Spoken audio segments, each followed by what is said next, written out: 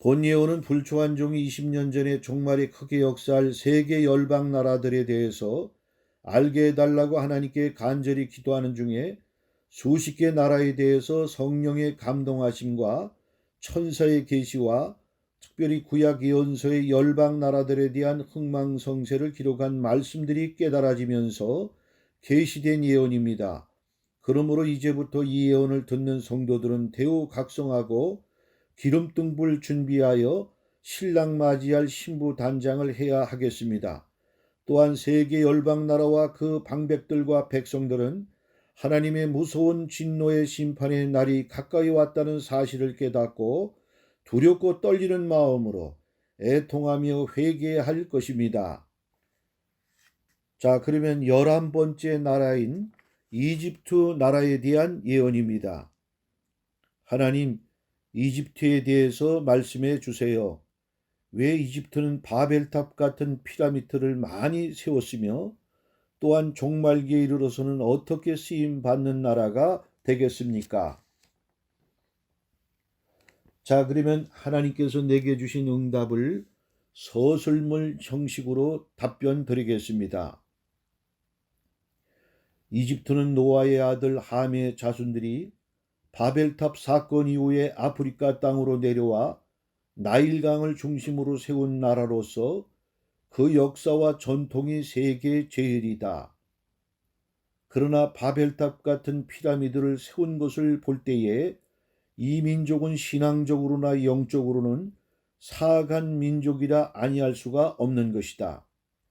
왜냐하면 하나님이 가장 미워하시는 바벨탑 사건으로 인하여 모든 민족들이 징계를 받아 전 세계로 흩어지게 될 때에 당시의 모든 민족들이 크게 각성하고 교훈을 받았어야 함에도 불구하고 특별히 애굽 사람들은 아프리카로 내려오자마자 매우 신속하게 자기 땅에다가 바벨탑을 모방하여 이렇게 크고 웅장한 피라미드를 세웠다는 것은 제정신이 아니고서는 너무나 놀라운 일이다.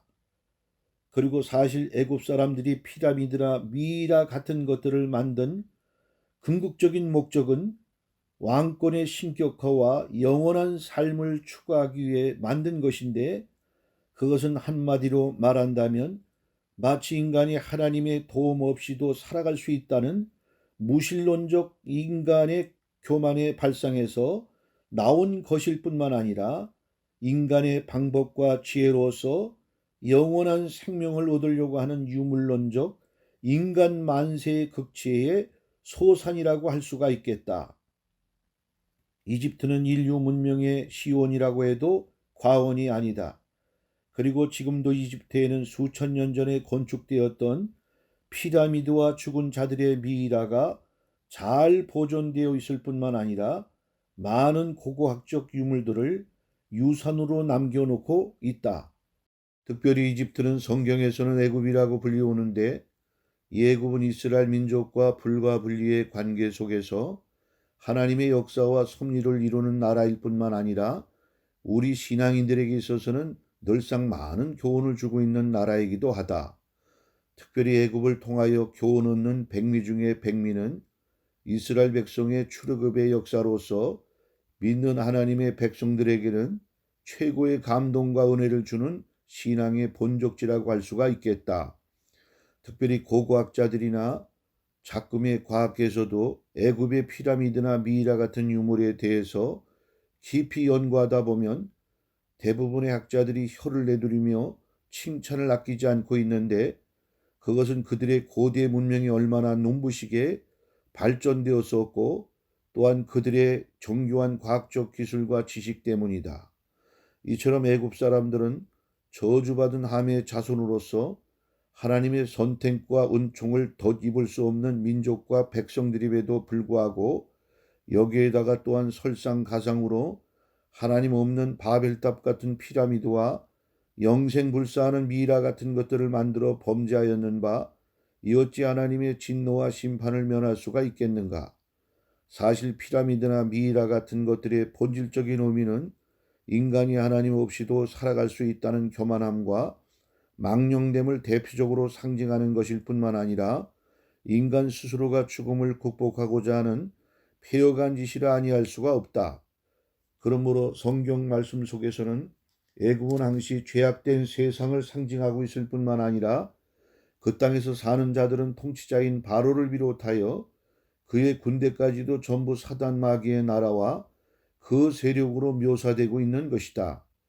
또한 이스라엘 백성들의 출애굽 당시 애굽의 바로 왕의 그 강팍함과 교만함은 불신앙의 으뜸으로써 창세 이후로 인간이 경험하지 못할 하나님의 권능과 기적인 10대 재앙을 보고서도 하나님을 믿지 않았다는 것은 바로 애굽 사람들의 패역함을 단적으로 보여주는 한 예라 할 수가 있겠다. 그러나 하나님은 애굽 사람들을 긍휼히 여기시고 은총을 베푸시기 원하시는데 특별히 이 세상 끝날에 이르러 이스라엘 땅에 예수님께서 재림하셔서 이 세상을 통치하실 천년왕국 때에는 애굽은 이스라엘 민족과 함께 또한 북방에 있는 아수르와 더불어 세계 3대 복받을 나라가 된다고 이사야 19장의 말씀을 통해서 예언하시면서 애굽을 가리켜 내 백성이라고 말씀하셨다. 그리고 천년왕국 시대에 애굽 땅 중앙에는 여호와의 제단이 있게 될 뿐만 아니라 애굽 백성들이 여호와가 누구신지를 알고 제물과 예물을 드리며 경배하게 될 것이라고 예언하셨다. 그리고 또한 애굽 땅에는 여호와 이름으로 맹세한 5성읍이 있게 될 뿐만 아니라 가나안 방언 곧 히브리 말을 사용하게 될 것이라고 말씀하셨다. 이사야의 말씀을 읽어보자. 이사야 19장 18절 25절에 그날의 애굽 땅에 가나안 방언을 말하며 만군의 여호와를 가리켜 맹세하는 5성읍이 있을 것이며 그 중 하나를 장망성이라 칭하리라. 그날의 애굽 땅 중앙에는 여호와를 위하여 제단이 있겠고 그 변경에는 여호와를 위하여 기둥이 있을 것이요 이것이 애굽 땅에서 만군의 여호와를 위하여 표적과 증거가 되리니 이는 그들이 그 압박하는 자의 연고로 여호와께 부르짖겠고 여호와께서는 한 구원자 보호자를 보내사 그들을 건지실 것입니다. 여호와께서 자기를 애굽에 알게 하시리니 그날의 애굽인이 여호와를 알고 제물과 예물을 그에게 드리고 경배할 것이요 여호와께 서원하고 그대로 행하리라. 여호와께서 애굽을 치실 것이라도 치시고는 고치실 것인고로 그들이 여호와께로 돌아올 것이라. 여호와께서 그 간구함을 들으시고 그를 고쳐 주시리라.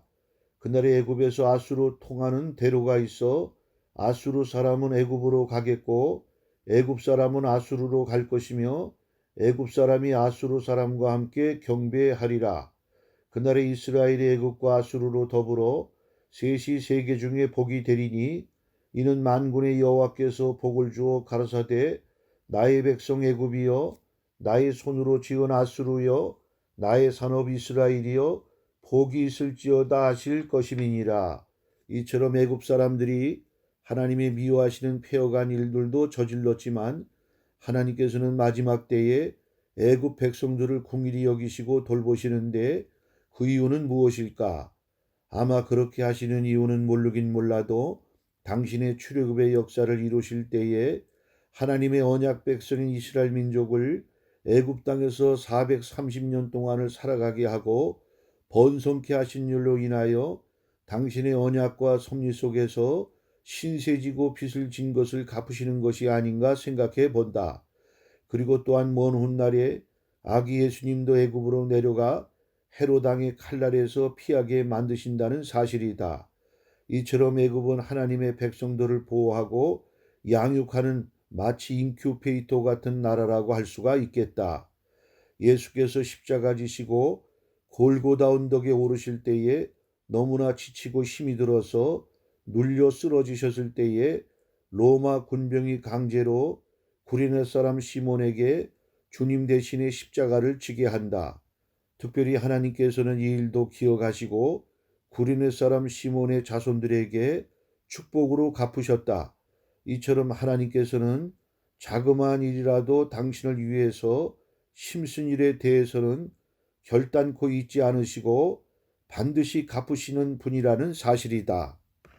자, 그러면 애굽이 주의 재림 직전에는 어떤 나라로 쓰임 받겠는가? 애굽은 장차 남방 아프리카 연합 체제의 맹주가 될 것이다.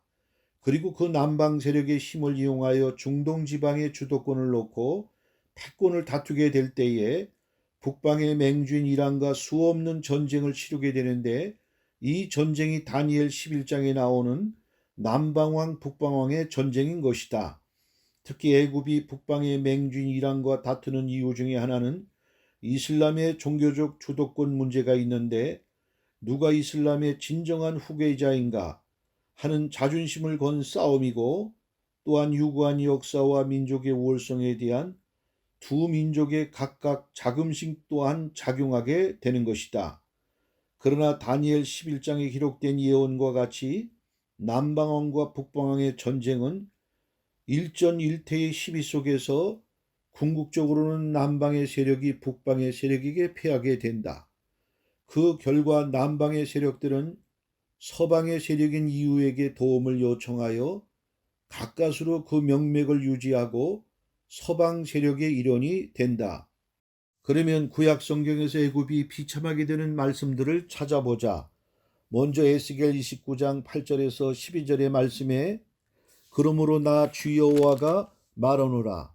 내가 칼로 내게 임하게 하여 내게서 사람과 짐승을 끄는즉 애굽 땅이 사막과 황무지가 되리니 그들이 나를 여호와인 줄 알리라.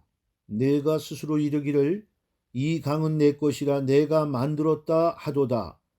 그러므로 내가 너와 내 강들을 쳐서 애굽 땅 믹돌에서부터 수에네 곧 구수 지경까지 황무한 황무지 곧 사막이 되게 하리니 그 가운데로 사람의 발도 지나가지 아니하며 짐승의 발도 지나가지 아니하고 거접하는 사람이 없이 40년이 지날지라. 내가 애굽 땅으로 황무한 열국같이 황무하게 하며 애굽 성읍도 사막이 된 열국의 성읍같이 40년 동안 황무하게 하고 애굽 사람들은 각국 가운데로 흩으며 열방 가운데로 해치리라. 에스겔 30장 3절에 5절의 말씀에 또 그날이 가까웠도다. 여호와의 날이 가까웠도다. 구름의 날일 것이요 열국의 때이리로다. 애굽의 칼이 임할 것이라. 애굽에서 살육 당한 자들이 엎드려질 때에 구수의 심한 근심이 있을 것이며 애굽의 무리가 옮기오며 그 기지가 헐릴 것이요 구수와 풋과 룻과 모든 섞인 백성과 국가 및 동맹한 땅의 백성들이 그들과 함께 칼에 엎드러지리라.